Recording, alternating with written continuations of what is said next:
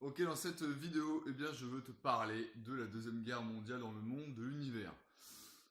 Selon l'adage, la guerre est écrite par les vainqueurs.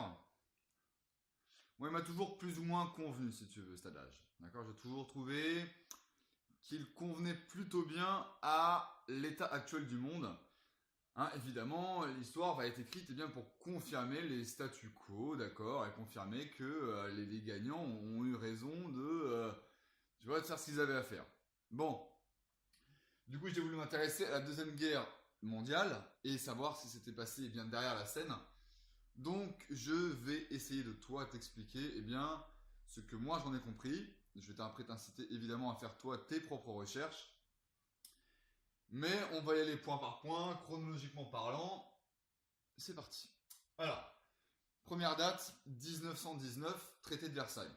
Qu'est-ce qui s'est passé au traité de Versailles? En gros, on a dit aux Allemands, vous avez fait un peu des bêtises à la Première Guerre mondiale, vous allez pouvoir vous réarmer, utiliser vos capacités militaires, mais vraiment pas beaucoup, quoi. Vraiment pas beaucoup, à tel point que ça a énervé beaucoup de monde en Allemagne et ça a fomenté, si tu veux, l'envie de se réarmer déjà beaucoup plus et de vengeance aussi. Donc, ça nous amène aux années 30, d'accord, et à l'explosion surtout du rôle joué par les sociétés secrètes, entre guillemets évidemment. Ah, elles sont tellement secrètes bien qu'on les connaît. Donc, on a, on en a trois, si tu veux, qui sont dominantes. On a Thulé, la société Thulé, Vril et le Soleil Noir. Donc, je vais essayer de t'expliquer vite fait leur idéologie et à quoi surtout elles ont servi. Donc, la société Thulé, c'est la haute aristocratie allemande. D'accord. Les grands industriels, tous veulent faire partie de cette société Thulé et font partie de cette société Thulé. Ils sont très intéressés aussi par le rôle de l'occulte, la science de l'occulte, la métaphysique. Ils sont très intéressés par la technologie aussi. Ils veulent, en tout cas, ils savent que s'il y a une prochaine guerre, c'est en tout cas leur idéologie qui est assez portée sur la domination et le contrôle, l'eugénisme, très raciste. En fait, ils se disent, s'il y a une nouvelle guerre, eh bien, on aura besoin de l'avantage technologique. D'accord? Qualitatif et non pas quantitatif. Donc, on a ici une idéologie qui est très raciste, dominatrice, qui a énormément de moyens et qui va mettre Hitler au pouvoir, notamment. Grâce, notamment Hitler ne serait jamais arrivé au pouvoir, sans l'aide d'I.G. Farben et de ThyssenKrupp, par exemple. D'accord. Ce sont deux entreprises allemandes qui sont très très très importantes à l'époque et qui vont mettre Hitler au pouvoir. Ensuite, on a la société Vril. Donc, Vril, c'est une société de médiums. Ce sont des demoiselles, pour la plupart, et elles communiquent, en tout cas leur but, c'est de communiquer avec les extraterrestres, de prendre des informations, parce qu'elles ont l'intime conviction que c'est le meilleur moyen pour développer de la technologie et pour libérer l'humanité. Donc on a quand même deux agendas qui ne sont pas les mêmes. L'une qui veut aider l'humanité, l'autre qui veut plutôt la contrôler. Soleil Noir, on est sur la même à peu près tendance que Thulé. On est sur des idéologies, on va dire, dominatrices de contrôle.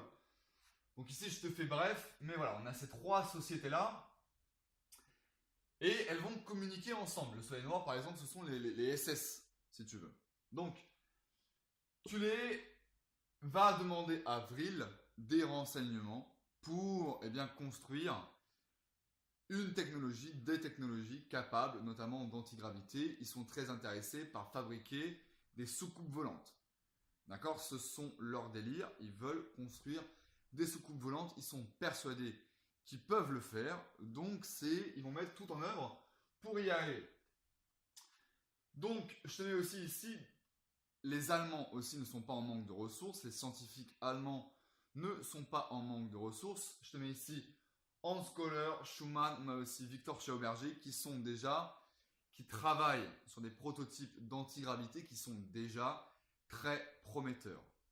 Ok, donc on a les scientifiques allemands, on a la société Vril qui parlent aux extraterrestres et qui apparemment, retransmettent des informations qui sont très très très intéressantes.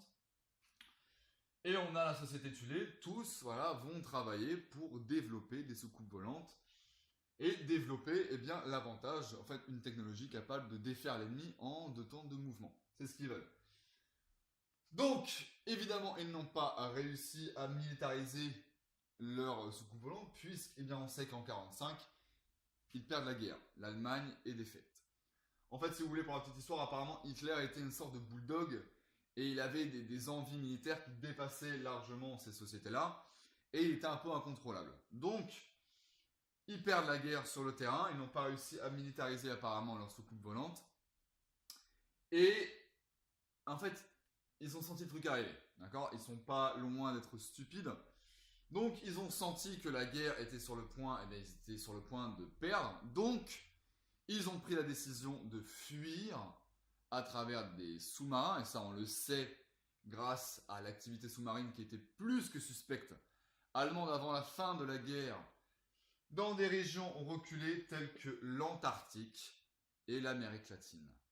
D'accord? Ils sont tous partis en U-boat, ils ont mis tout le meilleur personnel, tous les esclaves, toute la meilleure technologie, ils ont tout mis dans les sous-marins et ils ont envoyé ça en Antarctique et en Amérique latine. Et je vais après, évidemment, essayer d'appuyer ce propos-là. D'accord? On va y venir tout de suite. Donc la Deuxième Guerre se finit et c'est là que les Américains arrivent sur le champ de bataille et commencent à se rendre compte de l'étendue des dégâts et l'étendue de l'avance technologique allemande. Donc ils commencent à chier un peu dans leur froc et ils vont dire aux Allemands, en fait on veut tous vos meilleurs scientifiques et on les veut chez nous. D'accord? Parce que vous avez l'air d'être un peu chaud patate, donc on les veut chez nous. Ce qui donne lieu à l'opération Paperclip. Paperclip, eh bien c'est l'arrivée, c'est l'immigration de tous ces milliers de scientifiques allemands aux États-Unis et qui vont pouvoir occuper des postes, eh ben en fait les meilleurs postes. Les meilleurs postes. On va leur donner en tout cas carte blanche. Les nazis vont arriver et vont conquérir toute la place. Voilà. En gros, les Américains leur ont dit, bah ouais, vous avez carte blanche. Pour la petite histoire, par exemple, la NASA est nazie. A été fondée par des anciens nazis. Bon, on a l'opération Paperclip et le contre-espionnage, ça on le doit en fait à des lanceurs d'alerte tels que William Tompkins qui nous racontent que les Américains ont commencé à sentir le poteau rose. On commençait à sentir que ces Allemands-là, qui étaient aux États-Unis, eh bien en fait étaient des espions qui en fait échangeaient des informations avec les Allemands postés en Antarctique et en Amérique latine. Et ça nous amène à l'année 46-47 et l'opération High Jump.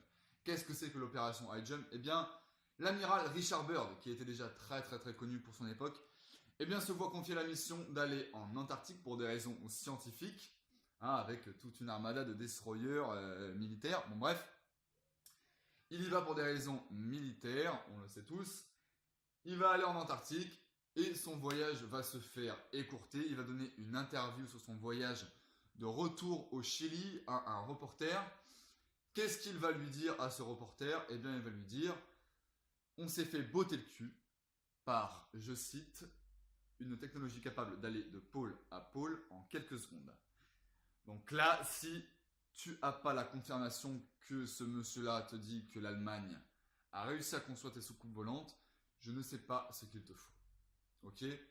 Donc, il s'est fait botter le cul par les soucoupes volantes allemandes. Et en 1952, on a l'échec et mat, le survol d'ovnis entre guillemets au-dessus de la Maison Blanche, qui ne sont pas en fait des ovnis, mais qui sont des soucoupes volantes allemandes. Et ça, encore beaucoup de lanceurs d'alerte nous mettent au courant de ces choses-là.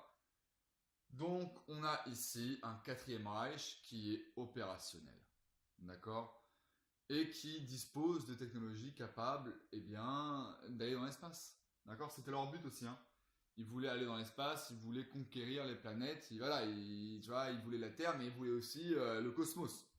Tu vois? Donc, je te laisse avec ça. Je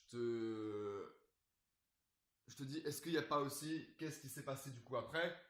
Qu'est-ce que ça a voulu dire pour les États-Unis? Qu'est-ce que ça a voulu dire pour nous, en fait, notre avancée technologique? Qu'est-ce qui s'est vraiment passé? Où en est à l'heure actuelle ce quatrième Reich? Donc je te laisse avec ces questions-là, je te dis bon courage dans tes recherches. Si tu as aimé cette vidéo, n'hésite pas à partager, à commenter, à me dire ce que tu en penses. Je te dis encore à la prochaine, bon courage, bon éveil, et comme disait Bouddha, doute de tout et surtout de ce que je raconte. Allez, ciao!